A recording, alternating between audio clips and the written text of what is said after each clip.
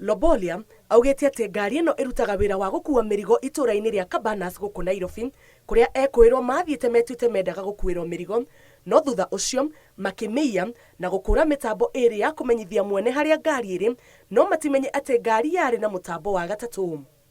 Then as they entered Machakos town, that's where the police intercepted the vehicle. They were stopped. Ndereba ũrĩa wakomboretwo gũtwara mĩrigo ĩno augĩte ahingĩrĩirio nĩ ngari mũthemba wa Noah ĩrĩ na arũme atatũ marĩ na matharaita, na rĩrĩa onire e ũgwati-inĩ akĩũra, akĩoya nduthi na kũhũra riboti ceceni-inĩ ya borithi ya Kiumbi. A police set, a communication gadget and a pistol.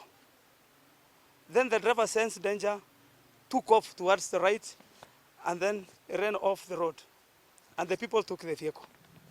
The driver ran and took the boda, went to Chumvi police station. Ngari ĩyo yacokire kuoneka thoko-inĩ ya Mutitoni kũrĩa mwĩkũĩrwo ũmwe arahũrirwo rithathi, nake mũrunawe ũmwe areneana kũrĩ borithi na rĩu nĩarateithĩrĩria na ũthuthuria.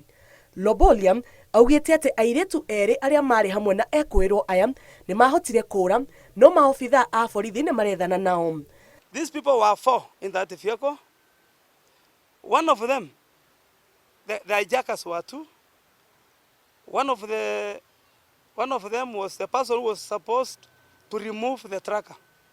Then his work was to come and confirm if the tracker has been deactivated. Mwĩkũĩrwo ũrĩa ũroragirwo arakũrĩkanire ta Ernest Kitheka Benson, na akĩũrĩa hingĩirwo ceceni-inĩ ya borithi ya Machakos etagwo Dennis Mwangi Kinyua.